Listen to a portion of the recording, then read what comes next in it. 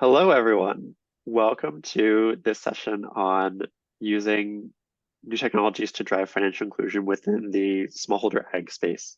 My name is Alexander Dale. I'm the Director of Global Challenges at MIT Solve, which is an organization from MIT that works to find, select, and support innovators doing amazing work with tech to drive real change on social and environmental problems around the world.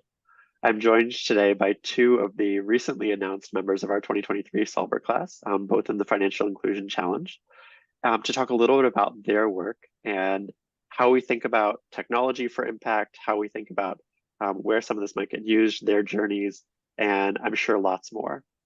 To get started, I would like to ask each of them to introduce themselves just a little bit and a little bit of the work that they do and why they were selected for Solve. So Rumi, I might come to you first. So you're part of Rahat, and you're particularly working on a solution called Rahat Beema in Nepal. Can you tell us a little bit about yourself and about that solution? Sure. Hi, Alexander, and hi, everyone. So I'm Rumi Singh. I'm the CEO and co-founder of Rahat. Rahat is a financial access platform that is based on blockchain, and we are working towards supporting marginalized community get access to finances. With our particular solution, Rahat Beema, we are working to build it as an insurance platform to support smallholder farmers and support them against the impact of climate change. Fantastic. And Michael, over to you. You are the co-founder for Agpreneur, until recently Birdpreneur. Tell us a little bit about that and a little bit about the solution that you're working on. Yeah, thank you very much. Hi, everyone. My name is Michael Nyangro, co-founder and CEO of Agpreneur. So we are a platform that gives access to smart farming techniques, trainings, and also financial services for farmers in Nigeria and Africa. So we started this journey as Bepreneur until recently when we had to change our name to Agpreneur because we feel people believe that we are focused on the poultry sector alone, but basically we do more than the poultry. So we had to change to Agpreneur. So yeah, that's the name, the reason for the name Agpreneur, basically. Thank you. Fantastic. It's great to see solutions evolve from one particular space and going to broader areas. I'd love to hear from both of you a little bit about why you chose to focus your work on agriculture and farmers. Maybe that's connected to personal history. Certainly with a lot of these technologies, we can apply them in a lot of different areas. Michael, do you want to talk a little bit more about why farmers in Nigeria or broader to start? Can you come again with the question? Sorry. Why did you choose to focus on farmers? Maybe poultry at first, but why farmers in general? Yeah, so growing up basically for me, I grew up on a farm in Nigeria. I grew up staying with my grandmom where we raised chickens. Potentially, most of our communities are into agriculture, and I have that experience with the way they struggle with their farms and how to grow it, how to get to markets and all that. So that starts for me as an inspiration. I always want to do something to help farmers, to help people in my community to be able to grow more and, come out of being a subsistence farmer to becoming a commercial farmer. And basically that has been the driving force behind what we've done so far at Agpreneur. And we're currently in Nigeria impacting local farmers, and we want to do that across Africa as well. Excellent. Thank you for sharing that. And it's great to see those personal stories coming into a social enterprise. Ruby, what led you to think about blockchain for smallholder farmers in Nepal? So very along the same lines as Michael just mentioned, it's the community. So I'm based in Nepal. I grew up I was born and raised in Nepal. So if you're from Nepal, agriculture automatically becomes very deeply rooted in you. And when you consider that, more than 65% of Nepal's population depends on agriculture for their livelihoods. And you realize that it's not just an industry here, it's the lifeblood of our communities. So it definitely holds a really big significance for me and in the work that I do. So when I moved back with my family to Nepal after 13 years in the US, giving back to the community was very front and center to me. And agriculture is basically quite literally the foundation of our communities. So for me, choosing to focus on agriculture sector has just not being like a choice. It's just very imperative, and it's, for me, it's a no-brainer. And so it's already like, it's always directly or indirectly really interwoven to whatever we do here. And through our company, we've worked with farmers and small agro enterprises in various levels. So, like equipping them with the skills that they need, to focusing on promoting local agriculture. And it's really essential to also recognize that, farmers are usually the most vulnerable when it comes to challenges, and especially when it comes to climate-related challenges. So our solution revolves around the particular challenge that farmers face against climate-related risks. And we currently have access to over 1,800 farmers here, and then we're really using that to understand their challenges and needs, and we're working to build a very user-centric solution and piloting it. Fantastic. I want to pick up on that climate piece. So I come out of ourselves climate work originally. Climate change is certainly something that impacts the whole world, and we've seen it as this growing thread throughout all of Solve's work. I would love to think a little bit more about how those climate impacts are being felt. We know that for much of the world, it's the impacts of climate versus their direct impacts and emissions. That's the bigger piece, right? People who are affected by emissions from the global north are seeing the storms, seeing the droughts, seeing the heat waves, and did nothing to cause it. Would like to think a little bit about how climate shows up in your work. Michael, maybe you can talk a little bit about some of the relationship between climate training and credit risk assessment, and how climate has shifted some of that balance.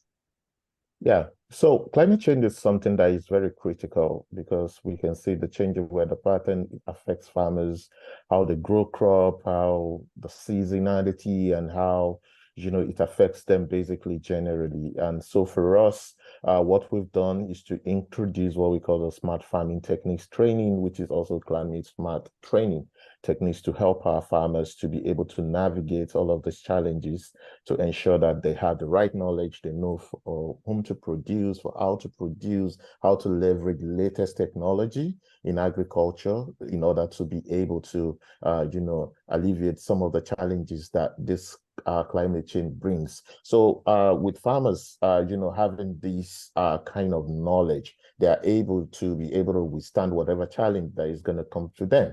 And we are essentially reducing the unpredictability basically in farming outcome for our farmers. And so far, we've seen that in over 33,000 farmers that we've worked with today. And, some of the impact that we've been able to make directly on them, and how, we've been able to boost their income by ensuring that they are able to leverage on the knowledge that they gain through climate change training, and all of the knowledge that they've gained to be able to boost their farming as well. That's really great to hear. Are there any specific metrics that you track to think about how the climate impact shows up directly, like the ability of those 33,000 farmers to weather maybe a given drought or heat event versus other farmers in the same region? Are there any metrics that you've looked at to track some of that? Maybe something like their credit? So basically, it's just around some of that, like the crop that they grow all the time. For instance, looking at the effect of leveraging on the new technologies that we're introducing, and the knowledge that we're introducing on the farms to enable them to be able to grow more, and also for them to be able to have bumper harvest, basically, compared to other farmers who don't have access to such kind of education, right? So per acre of land, the knowledge that they've gained, how have they been able to put that into work to be able to leverage on that knowledge, to grow more per acre compared to other farmers who don't have such knowledge. And we've seen tremendous changes, in comparison to other farmers that are located in other areas. Yeah. Fantastic. So closing that yield gap per acre, even among more climate impacts. That's really great to see. Yeah. Rumi, you linked the climate change piece initially, and certainly Rahat Beema is really focused on when those events occur, making sure that farmers get the insurance payouts that they're due. Can you tell us a little bit more about how that works, and the importance of that speed for those payouts? Yeah, so I just wanted to sort of play on what Michael had just mentioned about abundance of knowledge as well, right? So that's so important for them to actually bounce back from the effect of the climate risk that they face. And we think with our solution, we're sort of also looking at, how, like once bad season, like, a season of bad weather could really push them into poverty. And so how do we mitigate that risk, right? What are some financial risk tools that they can use to mitigate that risk and control that? And so our solution, Rahat Beema, like we leverage the power of mobile phones and blockchain technology, which had like smart contracts for fast and accurate payouts. So now smart contracts are basically just, computer programs, and they are designed to automatically run when specific like pre-agreed conditions are met. So for example, if I have to explain that, so let's say that there's a predetermined contract between the insurance company and a farmer that, 50 inches of rain in less than 4 days in their region will confirm flooding, and hence will destroy your crops. So if that does happen, you are entitled to a payout. And then as soon as this threshold is confirmed, by data from IoT devices or other authorized sources, the smart contract sort of gets self-executed. So it's on own, and your payout is triggered like right there and then. So that basically means that you don't have to wait for months or weeks for your much needed funds. So that sort of really speeds up the whole process. And there isn't like this lengthy claim assessment processes, because currently a lot of time and energy is used to really look through the claims assessment process to make sure that it's actually happened. And this also involves a lot of inefficiencies when it comes to the administrative processes for the insurance companies. And that also increases, the amount of the premiums in the policies. So the whole thought process is to really streamline that and make it affordable and fast for farmers. So in addition to speed, are you also seeing premiums come down for a given level of protection? You talk about efficiencies in that stack. So because currently, like the insurance companies, when they work through their claims assessment process, like working with farmers for them becomes much more like cumbersome, and it's heavy work. And lots then, of small contracts and right. And then it's not a lot of, money. And so this is a tier that gets really neglected. So when we're looking at this tier where, okay, everything is happening on its own, so they're saving up a lot of resources and money on the claims assessment processes. So that sort of gets them into saving up costs, and that will lower the cost of the actual policy premium. That's great. And I want to stay with you for just a second to talk a little bit, to emphasize those smart contracts pieces. I think we've seen a lot of crypto and blockchain waves over the past few years. I'm always excited when we find solutions that solve that are using it in a very focused way. What led you to pick smart contracts over some other software approach and to leverage blockchains versus some other database system? With blockchain and smart contracts, it's the layer of transparency is there, right? So the auditability. So both insurance companies and policyholders now have access to all insurance related data and transactions. There's an objective data assessment for the trigger. So, if a certain threshold is reached, we're looking at multiple data sources, and that is objective. And then so that directly affects the cost of the claims assessment processes. So that trust, the whole challenge of trust when it comes to policy payout and the claims assessment, that is addressed by blockchain. So we're using that aspect, building on that and using the technology, and for that, the need of trust, which is really required in this, and the auditability of it, and also the fast payout. So that's sort of the basis that we are using, the foundation of the technology. That's great to hear. I think it's really useful to have those specific use cases and appreciate the thought that goes into them. Shifting a little bit, Michael, you talk about 33,000 farmers today. That's a good base to build on. Where do you hope to go in terms of impact over the next 3 to 5 years? And what are the kind of critical pathways you need to get through to get to hit scale? Yeah, thank you very much. So for us, over the next 5 years, we aim to at least touch 1 million farmers. That is the goal for us. And for us to do that, we believe that we're going to need a lot of hands on board.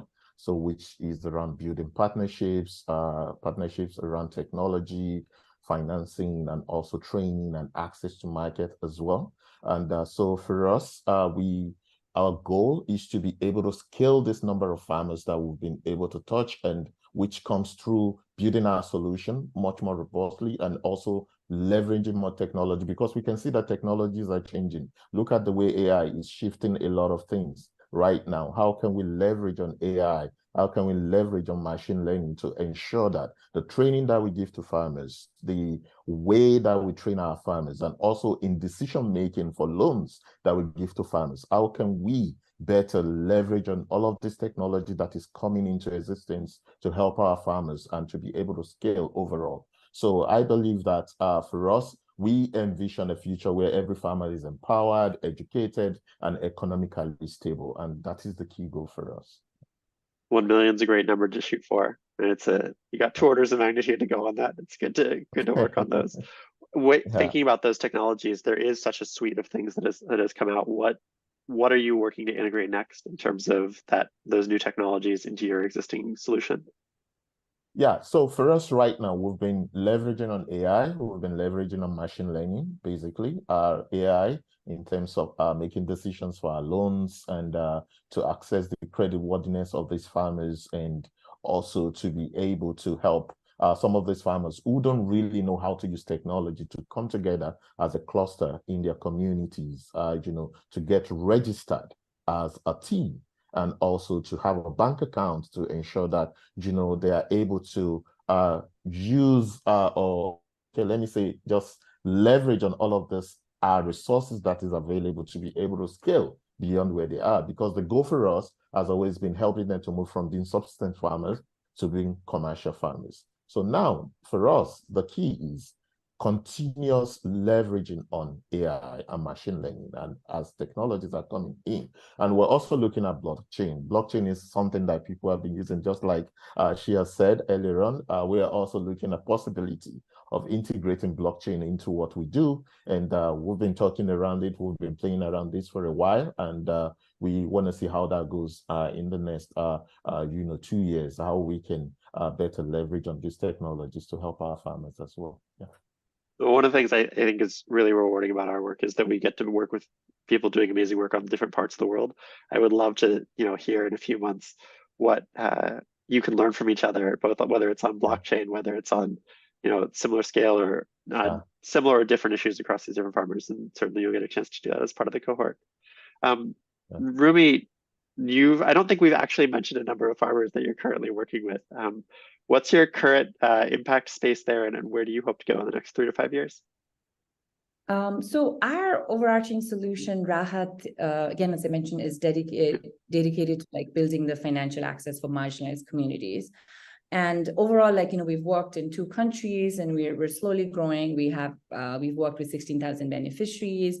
But then Rahat Beema is a new vertical expansion. So it's a new piece that we're working on and building it out and piloting it. And so we're really looking to refine and scale a market fit product and aligns with, the user needs. So far, we have access to this very tiny number of 1,800 farmers in Nepal. And we're hoping that, hopefully we'll get to the point where they'll also benefit from this initiative. And, my numbers are not that big as Michael, but I'm really hoping 1,800 is still a good number, right? But hopefully in the, next 5 years, we really hope to expand beyond the borders of Nepal, and, at least. If you want to come into Africa as well, I guess.